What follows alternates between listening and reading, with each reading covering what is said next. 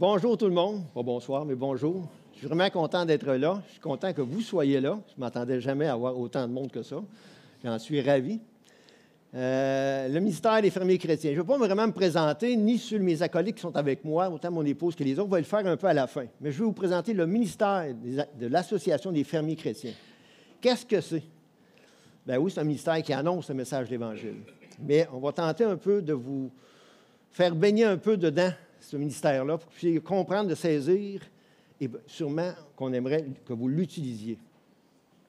L'historique de l'histoire de l'Association des fermiers chrétiens. Je sais que c'est un nom peut-être un peu bizarre, là, mais les premières fois que ça a pris naissance, c'est aux États-Unis avec des fermiers, des cultivateurs chrétiens, qu'eux, ils couraient un peu les expositions agricoles. Et aux États-Unis, quand ils font une exposition agricole, ils usent une terre au complète.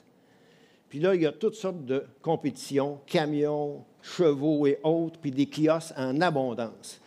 Puis des messieurs chrétiens qui étaient cultivateurs, ils avaient à cœur de présenter l'Évangile, puis ils se sont dit, est-ce qu'on pourrait être là avec un kiosque puis présenter le message de l'Évangile? Fait qu'ils ont inventé un concept, d'avoir un kiosque là, des tables, avec des objets pour présenter les 5 couleurs qui existaient déjà pour parler du message d'Évangile. Le bâton de marche que vous voyez derrière a été le premier outil qui a été utilisé. Ils ont fabriqué des bâtons, ils ont inséré les 5 couleurs, puis ils ont commencé à présenter le message de l'Évangile. Ça s'est multiplié aux États-Unis, ils ont rajouté des objets, ils ont collé toujours les 5 couleurs sur les objets. Ça s'est agrandi aux États-Unis, partout dans les États, et l'Évangile a été présenté de façon massive. En Ontario, un monsieur fermier, qu'un jour il a été invité d'aller participer, comme croyant, à cette organisation, une exposition agricole, a été faire un tour. Et dans l'espace d'une fin de semaine, il a dit, j'ai jamais annoncé l'Évangile autant de fois que dans toute ma vie de croyant. Quand il est revenu chez eux, il avait un contact avec un Québécois qui avait à cœur d'annoncer l'Évangile. Il l'invite chez eux à manger, puis il dit, j'aimerais ça que fin de semaine prochaine, tu viens avec moi. Je voudrais t'emmener à une exposition pour que tu puisses voir et expérimenter ça.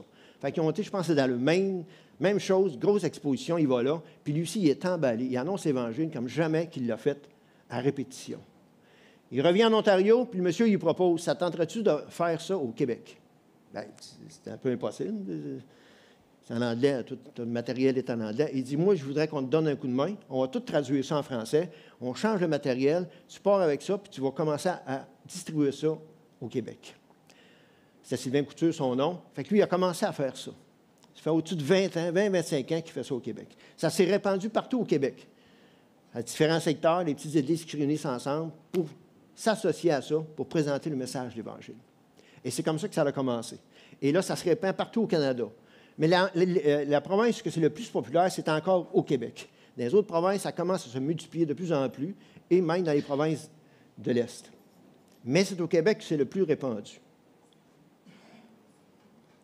Les prérequis pour faire partie de l'Association des fermiers chrétiens. Ah, c'est vrai, je peux l'avoir là. Es-tu là? Pas sûr, non? OK.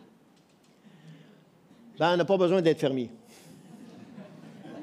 Oui, les premiers, c'est eux autres qui l'ont commencé, mais ceux qui sont venus se greffer à eux, ils ne sont pas obligés d'être fermiers. Moi, je ne suis pas fermier. Puis, je suis greffé à ça depuis plus de 20 ans. Puis ça marche, puis ils acceptent toutes les formes de métiers ou d'autres. Vous devez être un chrétien né de nouveau et fréquenter une église locale ou une assemblée chrétienne, peu importe. C'est ça les prérequis, principalement. D'être fidèle au Seigneur, puis avoir à cœur le message de l'Évangile, et aussi de comprendre le concept ou l'encadrement de l'Association des fermiers chrétiens. 2 passages qu'on a sûrement déjà lus, mais j'aimerais ça les souligner pour se rappeler notre rôle en tant qu'enfant de Dieu. Le premier, c'est celui-là, vous connaissez bien sûrement, Romains 10, 14 et 15. Comment donc invoqueront-ils celui qu'ils n'ont pas cru? Comment croiront-ils en celui qu'ils n'ont pas entendu parler? Et comment entendront-ils parler s'il n'y a personne qui prêche? Dieu a choisi ce moyen-là principal pour faire connaître son message, les enfants de Dieu. C'est l'outil. Dieu peut utiliser toutes sortes d'autres métiers, d'autres moyens pour présenter son message, mais il veut utiliser ses enfants, premièrement, principalement pour annoncer le message de l'Évangile, malgré l'imperfection de ses enfants. Puis il veut utiliser même des nouveaux convertis qui viendraient peut-être juste de se convertir et qui le font très maladroitement, mais il veut les utiliser. Ça, c'est cher au cœur de Dieu. Mais quand on a à cœur d'annoncer l'Évangile et qu'on veut annoncer l'Évangile, il y a aussi un autre côté de la médaille. Et ça, c'est un verset qui m'est cher au cœur. Et c'est le père à Jean-Baptiste qui a fait toute une allocution quand il a parlé, quand il a recouvert la voix. Et dedans, il y a une phrase, moi, qui me touche encore beaucoup, et c'est celle-ci. En parlant de la lumière, en parlant de Jésus, entre guillemets, pour éclairer ceux qui sont assis dans les ténèbres, dans l'ombre de la mort. Ceux qui ne connaissent pas le Seigneur, ceux qui n'ont pas reçu le pardon de Dieu, sont dans les ténèbres. Les ténèbres sont en eux. Ceux qui connaissent le Seigneur, qui ont reçu le pardon de Dieu, sont dans la lumière, ils sont la lumière. Et le texte nous dit qu'il y en a qui sont dans les ténèbres encore, mais ils sont assis dans les ténèbres, comme s'ils étaient résignés à rester là. Et pourquoi? Parce qu'ils n'ont pas entendu parler de la lumière. Et s'ils entendent parler de la lumière, alors là, qu'ils la comprennent, alors là, ça sera à eux à choisir s'ils veulent sortir des ténèbres. Et ça me touche énormément. Il y a deux côtés de la médaille.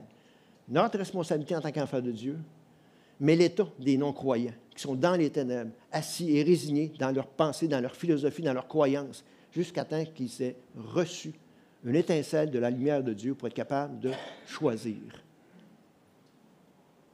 La mission de l'Association des fermiers chrétiens, c'est bon, je peux le voir.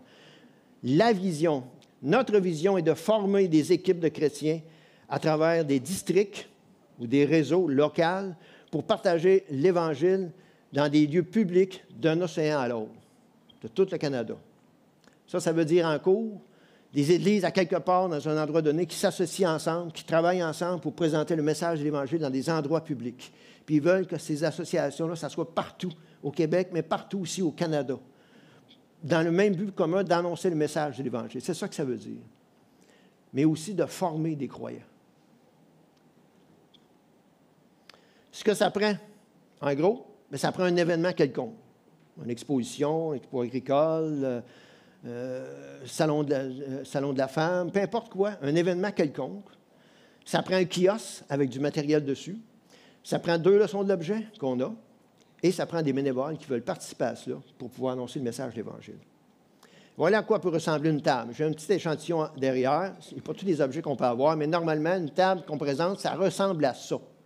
Toutes sortes de matériel. Les 5 couleurs sont collées sur chaque objet. Ce qui attire les gens, c'est gratuit. Très rare dans les expositions qu'il y a des kiosques qui donnent des choses. La plupart, ils vont vendre de quoi. Et nous, on donne. C'est ça qui approche les gens. Ça, c'est la première leçon d'objet. Et ensuite, quand ils viennent, alors là, on leur explique les 5 couleurs qui sont dessus, on leur raconte l'histoire, et là, on va aussi loin dans la conversation qui nous permettent d'aller. Ça, c'est dans le coin de Chicoutimi-Saguenay-Lac-Saint-Jean. Et ça, c'était une des fois qu'on était à Chambord, Festival du Cowboy. On était là, on avait une table, 2 tables. Excusez, ça, c'est pas le Festival du Cowboy. Ça, c'est le Salon du bien-être, de la santé et du bien-être qu'on a dans notre coin. On a 2 salons comme ça. Ils ont changé de nom plusieurs fois. J'ai de la misère à les suivre parfois, là. Mais dans ces salons-là, il y a n'importe quoi. Il y a des choses de santé qui sont présentées, il y a des choses d'ésotérisme qui sont présentées, il y a des choses occultes qui sont présentées. Mais nous, on a un kiosque qui est là, en présentant le message de l'Évangile au milieu de gens qui cherchent dans la vie énormément. Ça a tout un impact et c'est très simple à comparer à toutes les autres qui ont des choses là. Et ça marche. 2 salons, je sais qu'il y en a d'autres ailleurs. Étonnamment, la madame qui organise ça, elle veut absolument qu'on soit là. Logiquement parlant, je me dis encore aujourd'hui, on n'a pas d'affaires là. Et pourtant, ils veulent qu'on soit là. Merci Seigneur. On continue. On a l'expo agricole à Chicoutimi, mais là, on a le Festival du Cowboy à Chambord. Et la dernière fois qu'on l'a fait, avant la pandémie, en l'espace de 4 jours, on a rejoint 2000 personnes qui sont venues nous voir, puis on leur a présenté le message de l'Évangile. À l'expo agricole, on a déjà fait jusqu'à 5000 personnes. C'est jamais pareil d'une année à l'autre. Mais ça marche, ça fonctionne. Et à Chambord, cette année, on essaie de travailler pour y retourner. Quand la pandémie est arrivée, tout a arrêté. Et à Chambord, on n'a pas été capable d'y retourner un peu après. Cette année, on essaie d'y aller, puis on a un peu de difficulté à retourner à cet événement-là. 2024, l'année passée, le président a dit à la radio qu'en 2023, il y a eu plus de 40 000 personnes qui ont été à ce festival-là. On veut d'être là. On aimerait ça d'être là. Si vous avez une requête de prière, pensez à ça. On essaie de travailler pour ça.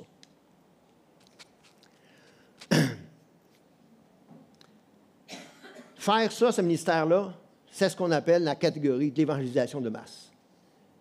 Je sais que ça fait peur. Parfois, quand on entend parler de ça, l'évangélisation de masse, c'est comme oh. Mais c'est juste de l'évangélisation, beaucoup. C'est juste ça. C'est juste la répétition. Une occasion en or, un privilège que Dieu nous accorde de pouvoir parler de l'Évangile, de présenter ça aux gens. Moi, j'ai fait de l'évangélisation de toutes sortes de manières, et j'en fais encore de toutes sortes de manières. Puis une des choses qu'on peut faire aussi, c'est de partir de chez nous. Partir, on se réunit avec notre gang, on va aller faire du porte-à-porte pour aller annoncer l'Évangile. Peu importe le moyen qu'on utilise, on part de chez nous, on prie pour ça. Puis là, en partant de chez nous, on commence en dedans à faire... Fait que là, on part, on s'en va, on rejoint la gang, c'est beau, OK, tu n'es pas là, tu n'es pas là, on s'en va, puis on marche, on s'en va à une porte, puis on s'en va cogner à la porte, puis bonjour. Puis là, c'est l'Évangile. Nous autres, c'est pas ça. Les gens partent de chez eux. Le cœur joyeux. Ils viennent à l'exposition quelconque, ils se présentent à notre kiosque, puis là, nous autres, on a 2 leçons d'objet pour casser la glace puis présenter l'Évangile. Wow! On vient de brûler des étapes, là. Comprenez-vous? Et les gens, la plupart des gens, 95 les gens viennent avec un sourire aux lèvres et ils repartent avec un sourire aux lèvres. Puis ils ont compris quelque chose, puis ils ont quelque chose à la main. Des rendez-vous divins. Je ne le ferai pas. François l'a déjà fait, déjà participé. Certains l'ont peut-être déjà fait. Moi, mon épouse et d'autres, les 2 acolytes qui l'ont fait, on pourrait vous raconter des histoires, des témoignages énormes, sans arrêt. Écoute, à minuit ce soir, on serait encore ici. Des rendez-vous divins que Dieu a faits. Et quand on fait ça, ces rendez-vous-là, on dit c'est là qu'on veut être, on ne veut pas être ailleurs. C'est ce que le Seigneur nous permet de voir. Mais combien de personnes entendent le message d'Évangile, puis on ne voit pas, mais ils repartent avec le message. Et Dieu va travailler dans leur cœur. Je fais une parenthèse, à notre église que je vais, on a eu 2 fruits de l'année passée à l'Expo agricole qui sont convertis, qui sont rendus à notre église, ont été baptisés, puis ils fonctionnent. Leur arrière-plan, ils avaient des arrière-plans chrétiens qui s'étaient éloignés énormément. Et à l'Expo agricole, devant un kiosque, clac, ils sont approchés, contact s'est fait, puis le Seigneur les a ramenés. On continue. 2 leçons d'objet. La première leçon d'objet, un cadeau gratuit qui représente le ciel gratuit. C'est ça le premier objet. C'est ça qui attire les gens. La deuxième leçon d'objet, c'est les 5 couleurs. Ce n'est pas nouveau, là. C'est l'Évangile par les 5 couleurs. Moi, je me suis converti il y a plus de 40 ans, puis ça existait. Ça existait à l'époque de Charles Spurgeon. On utilisait ces 5 couleurs-là pour présenter le message de l'Évangile. Ils ont réutilisé ça. On l'utilise encore et ça fonctionne. Quand on dit quelque chose, c'est une chose. Quand on a une leçon d'objet visuelle en plus, tu sais, au niveau éducatif, là, c'est champion. Puis s'ils repartent avec quelque chose entre les mains en plus, encore plus champion. C'est ça le principe de l'Association des fermiers chrétiens. On continue? Bien, le but de base, c'est les 5 couleurs. Je vous fais un petit topo, un squelette. Les couleurs, c'est le but, l'obstacle, solution, résultat, croissance. Le but, aller au ciel.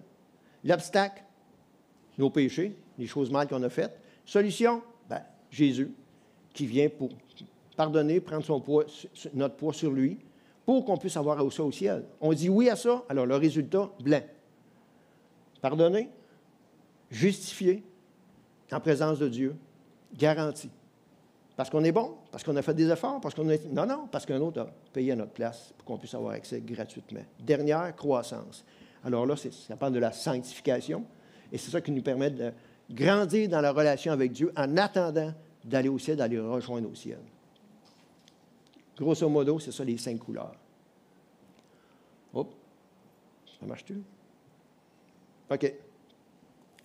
Une chose que j'ai remarquée, puis je suis encore très étonné, c'est très formateur pour les croyants qui viennent comme bénévoles. On donne une formation d'abord, ça c'est un point de départ, mais quand ils viennent, moi j'ai vu des gens, puis peut-être François peut témoigner, là, moi j'ai vu des gens, là, quand ils viennent dans le kiosque, on a donné une formation avant, quand ils viennent dans le kiosque, c'est un petit débriefing avant de commencer derrière, puis j'ai vu des gens là, presque être malades, tu sais, le mec était angoissé, c'était difficile, puis on réussit à les calmer, puis moi, quand on est là, on ne veut pas les stresser. Tu vas dans la tente, tu vas derrière les tables, puis il dit « Embarque-toi pas tout de suite. Écoute-la parler, prends ton temps, personne ne va faire de pression. » Puis là, ils écoutent, là, ça marche, ça va, ils entendent, ils écoutent la réaction des gens, puis là, au fur et à mesure, à un moment donné, ils se lancent. Et quand ils se lancent, la presse, ils font ça maladroitement, un peu tout croche, tout à l'envers. Puis moi, je suis derrière, parfois, je les regarde aller, là. Puis écoute, quand ils commencent le matin, mettons, puis ils finissent dans l'après-midi, écoute, c'est une transformation extraordinaire. J'ai vu des gens presque en train de vomir l'autre bord. Ils se présentent devant maladroitement. Puis à la fin de la journée, non seulement ils ne sont plus derrière la table, ils sont devant la table, ils approchent les gens, ils n'ont plus peur des gens, puis ils sont à l'aise avec le message de l'Évangile, puis ils sont capables d'aller plus loin dans les conversations. Puis jamais personne n'aurait dit ça, c'est des évangélistes. Là. Non, non, personne n'aurait dit ça. Et pourtant, c'est des gens transformés. Ce que j'aime encore plus, c'est que je sais que les gens vont utiliser ce moyen-là en dehors des fermiers chrétiens. Parce que les mecs qui présentent l'Évangile, ils vont savoir où est-ce qu'ils s'en vont, à quelque part. Ils vont comprendre le cheminement, ils vont comprendre l'ordre du message de l'Évangile. Beaucoup mieux qu'avant. Je pourrais vous raconter l'histoire avec ça, mais je vais m'arrêter là. Des chiffres, ça aussi, je pourrais vous en présenter des chiffres. Je vais me contenter d'un chiffre, d'accord? Avant la pandémie. Avant la pandémie au Québec, pendant plusieurs années, on a fait environ 60 000 personnes par année. C'est quand même pas rien. Je sais qu'il y en a peut-être qui n'aiment pas les statistiques, qui n'aiment pas les chiffres. Moi, je vais vous faire un topo. Si ça vous fatigue 60 000, descendez-les à 40 000, admettons. Ça ne fait rien. Mais pourtant, c'est la quantité qu'on rejoint les gens, qu'on annonce le message de l'Évangile et qu'ils repartent avec du matériel entre les mains. Et l'Évangile a été semé. Et Dieu va travailler après. Tac. Les gens reçoivent le message. Ils ne sont pas rebelles, ils ne sont pas choqués, ils ne sont pas là, venez savoir, pas ça. Non, ils reçoivent étonnamment, surprenamment, capables de réfléchir, puis ils s'en vont. S'il y en a qui n'aiment pas ça, qui sont rebelles à ça, écoute, je me demande si c'est 1 %. Je me demande si c'est 1 %. Je vous le dis honnêtement, là, je me le demande.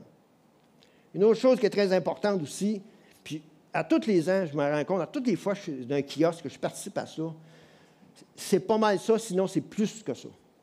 Plus de 80 % des gens qui viennent au kiosque n'ont jamais entendu parler de ce message-là. Plus de 80 % des gens qui viennent au kiosque n'ont jamais entendu parler de ce message-là. Il y a des kiosques que moi, ça fait plus de 10 ans là, que je fais. Là. Je suis encore étonné. Oui, il y a des gens qui l'ont déjà entendu, ils reviennent. Oui, il y a des chrétiens, toutes sortes des chrétiens qui ont délaissé, qui reviennent à notre kiosque, ça reploie. Il y a des chrétiens qui viennent nous visiter aussi. Mais 80 %, je dis au moins 80 % des gens, ils n'ont jamais entendu un message comme ça. Et parfois, si je me suis retrouvé en train de le dire aux gens, « Ah, je connais ça. » Non, non, on ne parle pas de religion ici. « Ah, je connais. » Non. Ici, on ne parle pas de religion, on ne parle pas de philosophie, on ne parle pas de secte. Je veux te présenter quelque chose que tu n'as jamais entendu parler, de quelque chose d'exceptionnel. Et l'Évangile, c'est ça, là. Aucune comparaison avec une religion, au message d'une philosophie ou une secte quelconque. Aucune comparaison, c'est exceptionnel. C'est important de s'en rappeler. Ou de le rappeler aux gens au besoin. L'une des choses qu'on a gagnées aussi en participant à ça, à l'époque, moi je suis rendu au Saguenay, mais à l'époque, avant, j'étais dans le coin de Shawinigan, Trois-Rivières. Puis une des choses qu'on a appris à travers ça aussi, on a demandé des permissions. On a fait une année. Puis après une année, quand on a vu le potentiel de ça, on a dit « Wow, mais là, on peut faire même plus que ça. » Là, on a demandé 2 permissions. Fait que les églises participantes qui veulent s'embarquer avec ça, on a eu 2 privilèges. Premier privilège, moi, j'ai demandé, est-ce qu'on pourrait utiliser ça dans un événement que notre Église organise à quelque part, en dehors des fermiers chrétiens, en dehors de ce que les autres font? Un petit événement, un moyen d'événement ou un plus gros événement. Deuxième chose, mon frère, Jean Aubu, lui, a demandé, est-ce qu'on pourrait utiliser ça, une table comme ça, sans avoir la grosse pancarte, Association des fermiers chrétiens, mais juste le matériel. Dessus, c'est écrit les fermiers chrétiens, mais juste le matériel, puis incorporer ça au cégep ou à l'université. Fermier chrétien, c'est pas trop vendeur à l'université, ni au cégep, mais est-ce qu'on pourrait avoir ça pour le présenter? Fait que le responsable va partir avec ça. Il était voir le comité du Canada, il aura proposé ça. 2 semaines après, il nous revient, puis il dit « Ah, pour ça, les gars, vos 2 demandes, il dit, telle affaire, c'est beau, c'est accordé, il dit, vous l'avez. Respectez le cadre, puis il dit, allez-y avec ça. » Il dit « Wow! » Ah, là, dans ma tête, ça vit. Où est-ce qu'on peut le faire? Et là, c'est toutes sortes de moyens. Et parfois, moi, quand j'étais à Shawinigan, puis même au Saguenay, il y a des églises qui organisent de quoi? Un baptême, un groupe de musique, ou ci ou ça. « Hey, René, tu pourrais-tu venir avec ta table, mettre ça dans un coin, puis tu vas présenter l'Évangile? » Ben oui, certain. On a déjà fait le groupe Héritage à Shawinigan, dans un auditorium neutre, au cégep, un grand hall d'entrée. Et quand les gens sortaient, non seulement l'Évangile était présenté durant le spectacle, mais en sortant, il y avait une table des fermiers chrétiens, il y avait une table de littérature évangélique, il y avait une table de collation, puis il y avait une table de matériel pour le groupe Héritage. Puis je me souviens, moi, il y a un groupe de personnes que j'avais pris de Trois-Rivières en autobus, des étudiants, je les avais emmenés là, puis à la fin, je les ai repris, je les ai ramenés. Quand je suis revenu 1 heure et demie après, Le hall d'entrée était encore plein de personnes, ça jasait, ça discutait. Je vois les personnes qui étaient là. Puis, comment ça a été? Bien, je dis, René, tous ceux qui sont là sont tous venus à la table. Ils ont du matériel entre les mains, puis ils disent là, ça jase les uns avec les autres. 1 heure et demie après. Wow! C'est un exemple que je vous donne, mais on peut faire encore plus que ça. Participer à des événements que les églises organisent. Ce que l'on veut aussi, ce qu'on aimerait, ça serait de pouvoir rebâtir la FCC. Je ne vous cacherai pas rien. La pandémie, ça a brisé des choses. Au niveau des croyants, au niveau des situations, ou parfois au niveau des ministères quelconques. Puis la FCC, nous autres, ça a souffert aussi en rapport avec ça. Peut-être plus à certains endroits qu'à d'autres. À des endroits que ça s'est étendu, c'est pas recommencé. Puis on aimerait ça être capable de rebâtir. Nous, d'Ausagnon, on l'a comme rebâti aussi. C'est reparti, ça va, mais il nous reste encore des pions à mettre. Mais au Québec, ici, dans la région de Québec, c'est arrêté. Puis on aimerait ça que ça reparte. Et mes 2 acolytes qui sont avec moi, qui travaillent surtout dans le bas du Québec, ils aimeraient ça participer et aider à repartir un chapitre dans la région du Québec, que des églises, des personnes se jumellent ensemble, de reprendre en main pour repartir ça. Ça a déjà eu ça a déjà marché. Écoutez, dans la ville de Québec qui est fusionnée, là, il peut-tu en avoir des événements? Il y en a à profusion. Moi, je suis au Saguenay pour Lac-Saint-Jean, j'en entends parler, on aimerait ça être partout, là. Ça me prend des bénévoles. Mais c'est possible. Puis présenter l'Évangile, puis devenir bon pour présenter l'Évangile.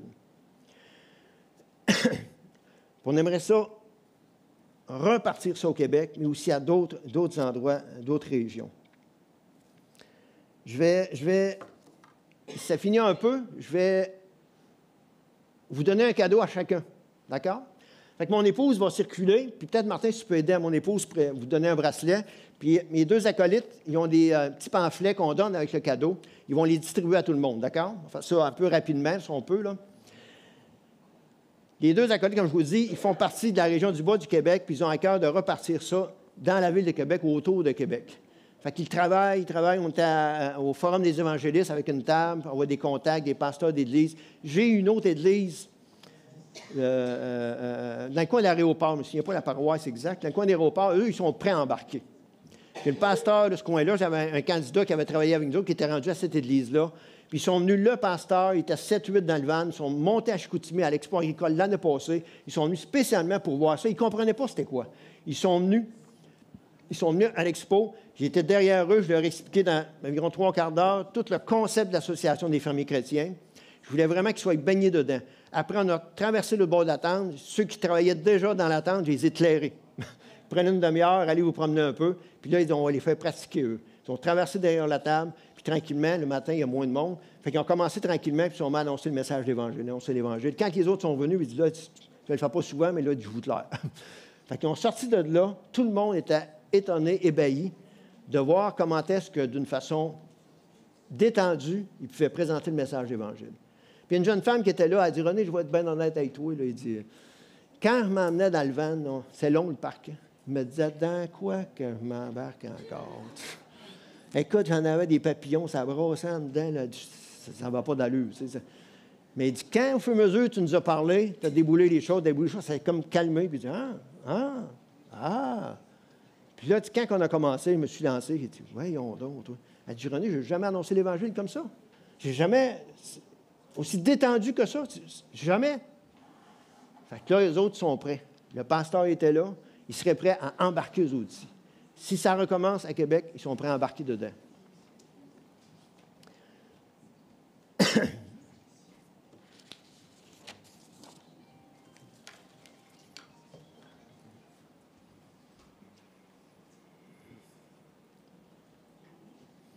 Ça va distribuer, juste attendre que ça ait fini. Ça en vaut la peine. Je veux que vous vous rappeliez de ce ministère-là. C'est pour ça que je vous donne ça entre les mains. Puis je veux que vous l'utilisiez déjà en vous servant du bracelet puis du pamphlet. Si jamais on manque de pamphlet, on manque de bracelet, ils vont en avoir à la table. Vous pourrez aller en chercher tous chacun, un par personne. Pas de problème. T'en manques-tu? Non? C'est beau, tout le monde l'a eu? Ah, ici, Marie, en avant. Il en manque. Ceux qui n'ont pas eu, vous levez la main, ça va nous faire grand plaisir. Moi, je l'ai tout le temps avec moi. J'ai eu un privilège pendant 6 ans ou 7 ans de temps. Oui, c'est vrai. le milieu de travail, je chauffais les autobus de ville à Shawinigan et j'avais la permission de mes patrons qui n'étaient pas chrétiens d'avoir ce bracelet-là et d'annoncer l'Évangile dans un endroit public tel que l'autobus de ville, avec permission. Et là, je pouvais prendre des rendez-vous et j'avais un restaurant tranquille, divin, où j'ai rencontré tellement de personnes pour continuer les conversations. C'est possible, c'est possible.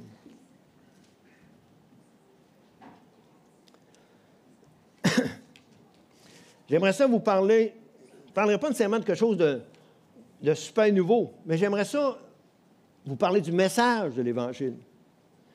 Puis ça peut ressourcer des vérités importantes. J'aimerais ça peut-être les grossir un peu pour qu'on puisse prendre à cœur ce message-là. Puis l'effet que peut avoir ce message-là dans la vie des personnes. Et je commencerai peut-être avec une notion d'objet que je connais bien. Si jamais vous seriez à un arrêt d'autobus quelconque, pas tout le monde qui prend l'autobus, mais mettons un arrêt d'autobus, ou je suis un médecin, un dentiste, quelque chose, dans une salle d'attente à quelque part, d'un arrêt d'autobus, vous êtes en train d'attendre, puis là, vous savez que c'est timé pas mal de temps, bon, dans 10 minutes, l'autobus s'en vient, tu sais, puis là, à un moment donné, il y a quelqu'un assis à côté de vous autres, puis vous jasez un petit peu, puis la personne se rend compte que vous êtes chrétien. Hein? T'es chrétien, toi? Tu vois? Puis là, la personne, elle vous pose une question. Moi, j'ai déjà rencontré des chrétiens, on a parlé un petit peu. Toi, là, peux-tu me dire, c'est quoi le message de l'Évangile? Écoute, 5 minutes, 10 minutes, là. T'as un petit peu, là. Je suis pas là, là. Qu'est-ce que vous diriez? Qu'est-ce que vous diriez? Ah, faut t'aider le Seigneur dans ta vie. Ah, OK, c'est bon. Ah, faut t'accepter le Seigneur. C'est bon. C'est pas mauvais, là. Mais c'est pas l'Évangile. Comprenez-vous? Puis, je dis ça, là, je ne suis pas pourri du monde, là. J'ai déjà été là, puis des fois, là, c'est une sandwich dans la bouche, quelqu'un te pose une question, tu dis, t'as peu. Mais c'est comme ça. Mais plus qu'on est préparé, plus le Seigneur nous prépare, plus qu'on peut annoncer l'Évangile et rapidement et clairement. Ça, c'est important. Il me reste juste 3 minutes, là, moi. Là. Attends, ça n'a pas d'allure, là. D'accord, je vais essayer de faire vite.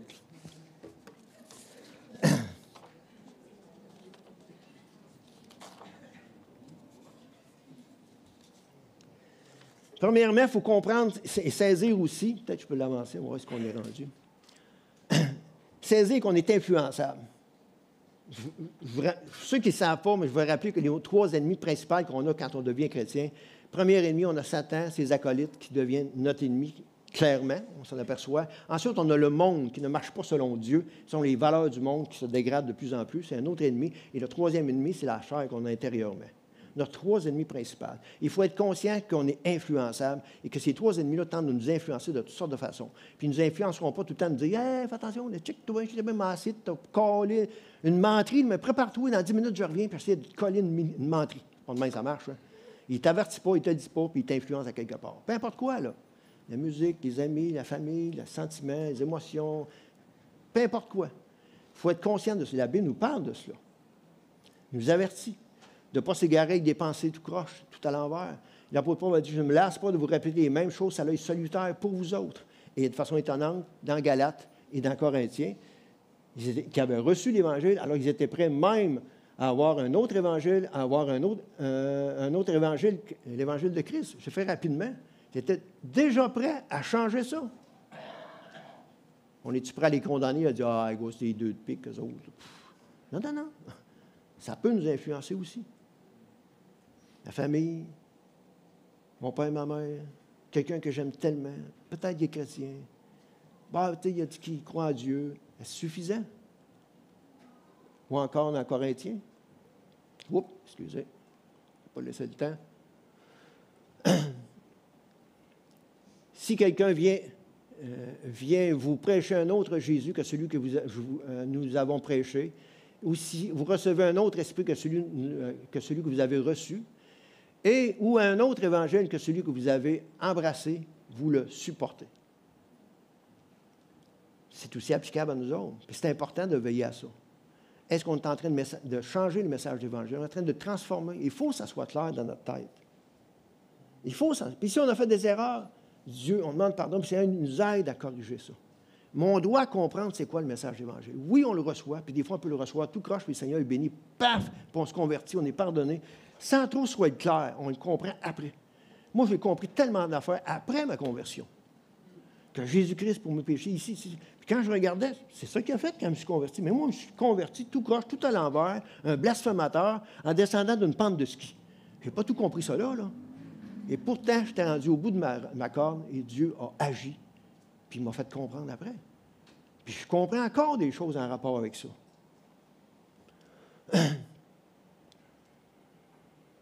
Puis ça va tellement loin, ce passage-là. La plupart des commentateurs vont être prêts pour dire que ça s'applique à des chrétiens qui ont déjà été convertis, mais qui se sont tellement éloignés qu'ils ont oublié la purification, le pardon de leurs péchés. Est-ce qu'on peut vivre ça? Ben oui. Ben oui. Ça peut aller jusque-là. Mais Dieu ne veut pas. Puis Dieu peut rattraper, ramener les gens vers lui par le message d'Évangile. Ça nous arrive souvent à l'Association des fermiers chrétiens que les gens viennent nous voir, des gens que je connais, qui ont éloigné du Seigneur. Puis là, ils reviennent là, puis ils réentendent le message d'Évangile. Ouais, ça me parle, là, René. Ouais. Dis-moi, ça fait 5 ans, ça fait 2 ans, ça fait 10 ans.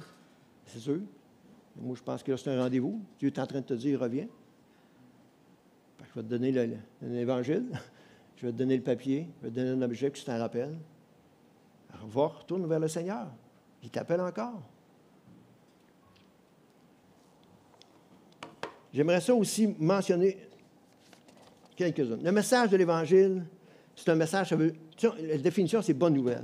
Mais le message de l'Évangile, c'est un message unique, exceptionnel. Il n'y a rien de comparable avec ça. Comme je l'ai mentionné tantôt, aucune religion, aucune secte, aucune philosophie, rien n'est comparable avec le message de l'Évangile. Le message de l'Évangile est le message le plus important de toute la Bible. De toute la Bible. Mais c'est aussi le message le plus important de tous ceux sur la terre qui ont fait des discours. À toute comparaison. Que ce soit Kennedy, que ce soit Abraham Lincoln, qui probablement était chrétien, que ce soit Martin Luther King, que ce soit René Lévesque, que ce soit Gandhi, que ce soit n'importe quel prédicateur, peu importe les discours, il n'y a aucun message comparable au message de l'Évangile. Le message de l'Évangile, quelqu'un a dit que le message de l'Évangile, c'est le cœur du cœur de Dieu. Le message de l'Évangile, c'est le cœur du cœur de Dieu. C'est tellement important au cœur de Dieu. Il a fait beaucoup de choses pour que ce message-là soit entendu. Le message de l'Évangile aussi, c'est un vieux message. Un très, très vieux message, ça longtemps, ça existe. Tu sais, on répète le message, on répète le message, on répète le message. Tu sais, on aurait le goût des fois, on va changer un petit peu. Non, on peut changer la façon de l'approcher, mais la base du message doit toujours rester pareille. Le message, on ne doit pas le changer. Le message doit nous changer.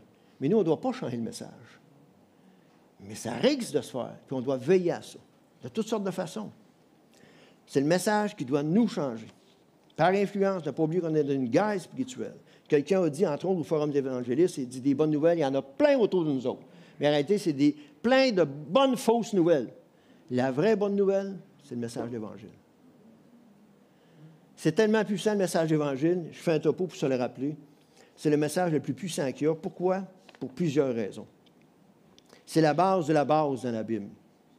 Pourquoi c'est important et c'est puissant? Parce que le message de l'Évangile comprend plusieurs doctrines dans le message. Des doctrines comme l'exemple, la nouvelle naissance, la repentance, la foi, l'union avec Christ, la justification, l'adoption, la sanctification, la persévérance, la glorification, l'élection. Tout ça est compris, on pourrait en rajouter dans le message de l'Évangile. Quand on présente l'Évangile, on ne dit pas ça aux gens. Mais nous, on doit savoir que c'est tout dedans. Et c'est comme une loi, une force spirituelle qui est là. Et quand on l'utilise, on est en train de présenter ça aux gens. Ça, c'est une loi qui peut aller briser d'autres lois, dont la loi du péché. C'est l'être humain, il est pécheur, il devra raconter ses péchés, un jugement, sentence, enfer. Ça, c'est une loi. Personne ne va passer au côté de ça. Tout le monde, sans exception. Le message d'Évangile arrive, puis il brise ça. Hein? Ça a la capacité de faire ça? Ouais. Surprenant. Le message d'Évangile, il est fort, il est puissant. Qu'on soit en haut d'une tribune, qu'il y a 10 000 personnes, qu'on prêche très fort le message d'Évangile, wow! Il peut avoir tout un impact.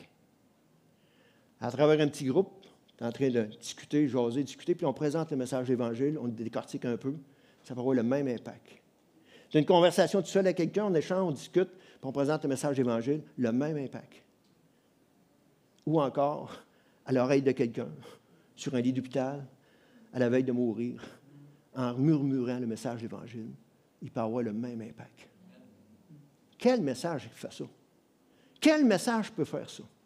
C'est un message qui peut nous transformer, qui peut transformer l'être humain de façon incomparable. Il n'y a rien qui peut faire ça comme le message de l'Évangile. Non seulement il peut transformer l'être humain, mais il peut le transporter un jour au ciel. Il peut le transporter un jour dans le royaume de Dieu. Il peut le transporter physiquement dans le royaume de Dieu. J'ai déjà dit ça à 2 jeunes convertis, 20-25 ans, à la table des fermiers chrétiens. Les autres, on te présente la porte, là. Mais Dieu, il veut que tu sois avec lui dans le ciel. Si on discute, il veut que tu sois avec lui dans le ciel corporellement. Là, je regarde comment il réagit. Ah, ouais. Il veut que tu sois avec lui corporellement, puis ton corps, il va le transformer d'une façon glorieuse. Et tata! Mais il dit l'entrée, c'est le message de l'Évangile. Quel message peut faire ça? Aucune comparaison à ça. C'est le seul qui peut faire ça. Mais c'est important de garder le message fidèle. On va être obligé de m'arrêter là. Hein?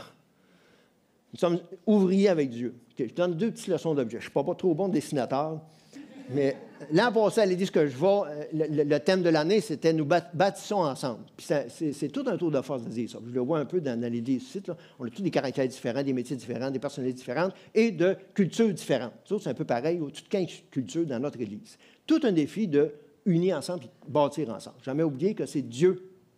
Petit bonhomme, c'est Dieu. Il bâtit. C'est simpliste pour comprendre, mais c'est Dieu qui bâtit. Je bâtirai mon Église. Mais il nous dit dans les Épîtres plus tard qu'on est co-ouvrier avec lui pour participer à cette construction-là.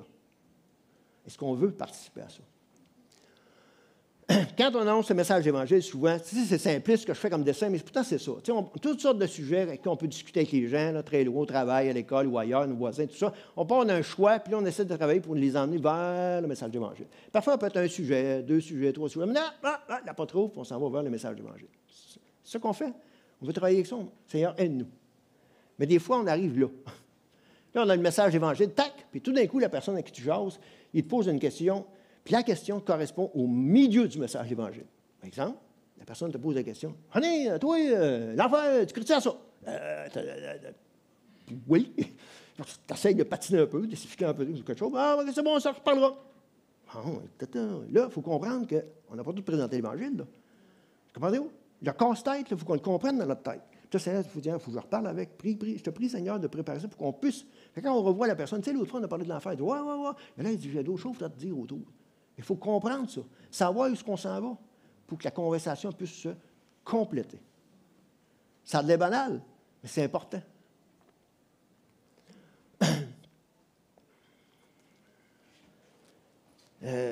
Bon, je passe vite, juste pour vous donner un topo. Dans le message d'Évangile, il y a souvent la partie de la mauvaise nouvelle qui est dure à faire digérer aux gens. La plupart du temps. Parfois, les gens, étonnamment, sont déjà convaincus avant d'entendre parler d'Évangile parce que Dieu a travaillé dans leur vie. Mais la partie mauvaise nouvelle, le fait que les gens qui sont pécheurs intérieurement, là, puis qui méritent dans l'enfer, ça, c'est dur à faire digérer aux gens. C'est peut-être la partie la plus dure. Mais il doit y avoir une repentance. Puis souvent, c'est là qu'on ne doit pas passer par-dessus. C'est très important. Puis la Bible, dans les Actes des Apôtres, dans les Épîtres, ça nous répète ça. Jésus lui-même a prêché le message de l'Évangile, mais il a prêché aussi la repentance. Il doit y avoir une repentance, un 180. Tu penses par là, puis tu décides de penser par là. Si tu t'en allais par là, tu décides de t'en aller par là. Un 180, c'est le message de l'Évangile. C'est important que les gens le comprennent, puis prennent la décision. Puis c'est tellement important qu'il y a eu des histoires. Il y avait une catastrophe. Pilate a fait tuer des personnes dans le sang. Puis on dit, qu'est-ce qui va arriver à ces gens-là? Jésus, qu'est-ce qui va arriver à Jésus? Bien, c'est pas compliqué, dis-moi vous le dire. Puis là, il prend l'événement qui est arrivé, puis il ramène aux gens qui sont en train de parler avec lui. Non, je vous le dis, mais si vous me repentez, vous périrez tous également. Peu importe la mort, la façon qu'on meurt. Périr tous, éternellement. Puis Jésus va prendre une histoire, il va rajouter à ça, puis il revient encore à la fin. Puis il dit, je vous le dis, si vous ne vous repentez, vous allez tous périr, sans exception. Donc, c'est là que c'est plausible le message évangélique, qui doit être prêché, le message évangélique, qui doit être entendu. Je manque de temps encore, mais excusez-moi, je déborde, mais je passe après. Pierre, dans son grand discours, dans les Actes des Apôtres, on regarde ça, le grand discours que Pierre a fait. Écoute, il n'a pas de main morte. C'était des Juifs qui étaient là, d'une connaissance de Juifs. Puis là, ils cognent dedans. Vous avez fait tuer Jésus. Vous autres, Pierre est à la fin. Écoute, là, il arrive, là. Après avoir entendu ce discours, ils eurent le cœur vivement touché. Et ils dirent à Pierre et aux autres apôtres, « Hommes, frères, que ferons-nous? Ah, ils sont convertis, ils ont touché. Seigneur, touche-les, ils sont convertis. » Et, bon, ils ne sont pas convertis encore. Pourquoi? Ben, c'est à cause de ça. Pierre leur dit, « Repentez-vous. Repentez-vous. » Puis là, ils déboulent. Puis il y a des gens qui peuvent être très touchés. Est-ce que c'est complet? Et c'est important d'essayer de vérifier, sans bousculer les gens, y aller au fur et à mesure. Puis là, je vais être obligé de m'arrêter là, mais j'aimerais ça vous présenter des principes quand on annonce l'Évangile, qui sont importants à ne jamais oublier. Les valeurs, mais les principes. Écoute, ça. Tu sais, on ne lit pas dans le cœur des gens. D'autres, on voit les fruits. Puis c'est important de se rappeler de ça. Quand on prêche l'Évangile à quelqu'un, puis quelqu'un se convertit, vraiment converti, c'est pas mauvais d'après de reparler du message de l'Évangile, de le décortiquer, puis qu'il puisse bien saisir, il comprendre, et que lui puisse bien l'utiliser déjà jeune dans sa foi. C'est de quelqu'un qu'on parle quand on parle du message de l'Évangile. On ne parle pas d'une religion, on ne parle pas d'une église, on ne parle pas de quoi que ce soit d'autre. On essaie de garder ça, le focus, sur la personne, une personne. Essayez de... Quand on fait les fermiers chrétiens aussi, c'est une des choses les plus dures à changer chez les croyants qui viennent nous aider, changer le langage évangélique. Un langage terre à terre des gens. Puis je dis aux gens, il dit, aligne-toi comme si tu aurais des gens devant toi qui ne sont pas du tout religieux. Aucune connaissance de la religion, aucune connaissance de la Bible. Change ton langage pour que les gens te suivent et qu'ils t'écoutent jusqu'au bout. Et ça, c'est tout un exercice, je vous le dis, c'est très difficile. Mais quand on apprend à le faire, wow, les gens comprennent puis ils saisissent jusqu'au bout. Mais en même temps, on doit garder notre pensée évangélique du message sans le changer, mais juste à changer les paroles. Les textes de la Bible sur l'Évangile, qu'on le dise bibliquement, littéralement, ou qu'on les dise en québécois, ou proche, le langage de d'autres langues, si on le dit clairement, comme ça sonne pour ça dans un autre langage, ça a autant de force. Ça a autant de force. Puis Dieu va l'utiliser. Autrement, quand on embarque la sanctification, baigner dans le sang de Dieu, ces termes, les gens ils ne nous suivent pas. Justification, etc. Ils ne nous suivent pas. Ils ne sont pas là. 30, 35 ans et moins. Ils ne sont plus là. Ils ne sont pas là. Mais eux, ils n'ont pas de préjugés sur la religion, ni sur la Bible. Combien de fois dans un kiosque, j'ai vu des jeunes partir de là avec un Nouveau Testament entre les mains et déjà l'ouvrir en train de lire ce qu'il y avait dedans. Wow! C'est quelque chose, là. Toute une bénédiction. Seigneur, travaille dans leur cœur, travaille dans leur vie. Il faut que je m'arrête là, mais je vais finir avec une chose, d'accord?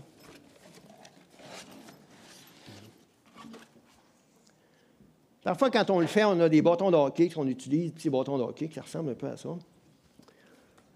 Puis là, on utilise ça surtout pour que les gens puissent nous suivre avec les couleurs. On peut le faire avec un bracelet, avec un petit collier, des petites billes de couleurs. Et souvent, on demande aux gens, faites-le avec ça. Mais là, je remarque que dans la salle, on est nombreux, puis là, il y a beaucoup de lunettes. Fait que je vais prendre le temps de vous le faire comme il faut. D'accord? Ça devrait tenir. Ça marche? On a les couleurs. J'aimerais ça vous le faire. Tenir compte que, normalement, il faut le faire un peu plus rapidement que moi je le fais, mais tenez compte de mon langage que je fais. D'accord?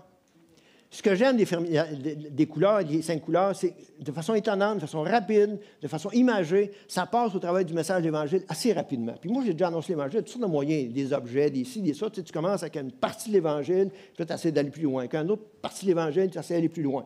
Martin, quand il était venu chez nous à l'époque, écoute, il nous avait donné un petit topo, un cours de formation avec les jeunes à Camanachie, chez M. Corriveau. Il nous avait donné une boîte avec toutes sortes d'objets pour starter le message de l'Évangile. Puis il y en a un que j'ai gardé, entre autres, le petit bonhomme avec un trou au milieu. Je l'utilise encore. Mais c'est une porte d'entrée. Avec ça, alors là, on a un topo assez rapidement. Puis là, il peut y avoir des questions. Première couleur, la couleur jaune ou la couleur or, ça représente le ciel. L'endroit où Dieu vit, c'est un endroit qui est parfait. Cet endroit-là, il n'y a pas d'injustice, de mensonge, d'abus, tout ça. Non, c'est le contraire. C'est de l'amour, de la justice, de la bonté. Et Dieu voudrait qu'un jour, on aille le rejoindre à cet endroit-là. Deuxième couleur, la couleur sombre, qui représente les choses mal qu'on a faites dans notre vie. Les petites, les moyennes, les grandes, en pensée, en parole ou en action. Et à cause de ces choses-là mal qu'on a faites, ça nous empêche de rentrer au ciel. Si le ciel est parfait, ce qui rentre dans le ciel doit forcément être parfait, sans ça, on ne pourra pas appeler ça le ciel. Donc là, on a un problème, ça nous prend une solution. Et la solution, on le retrouve avec la couleur rouge, qui représente l'amour de Dieu, qu'il a eu pour nous. Dans cet amour-là, Dieu n'a pas juste écrit dans un livre pour nous dire qu'il nous aimait, il n'a pas juste crié à haute voix, mais il l'a exprimé dans une action incalculable en envoyant son propre fils dans un corps humain ici-bas sur terre. Et lui, il a accepté d'aller mourir sur une croix pour payer à notre place pour nos fautes.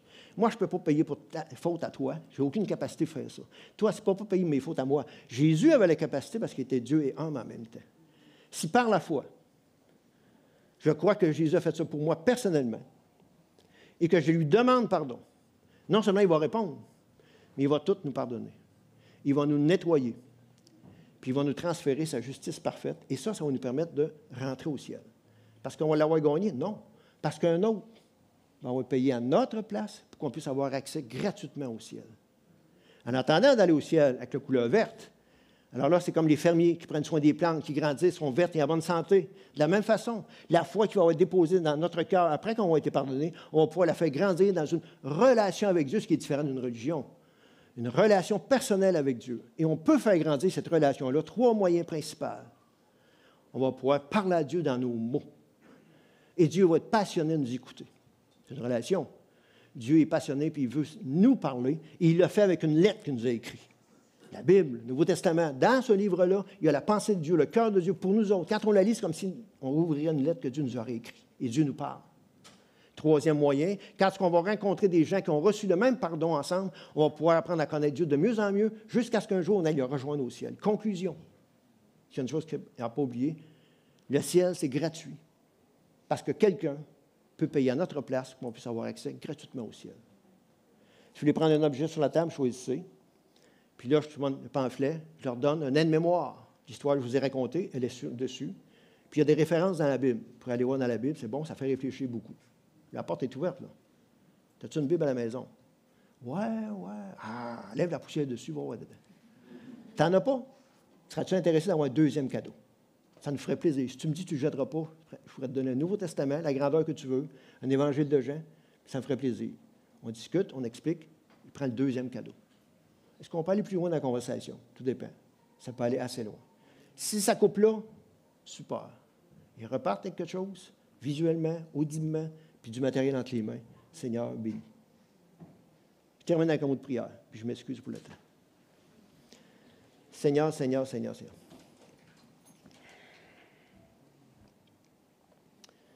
Tu as fait beaucoup pour nous. Seigneur, tu as permis aussi encore beaucoup pour que ce message-là croise nos vies. On t'est redevable. Seigneur. On a chanté des chants ce matin qui nous rappellent des vérités, Seigneur, d'un poids, d'une qualité. Merci, Seigneur. Puis aide-nous à ne pas être des égoïstes spirituels.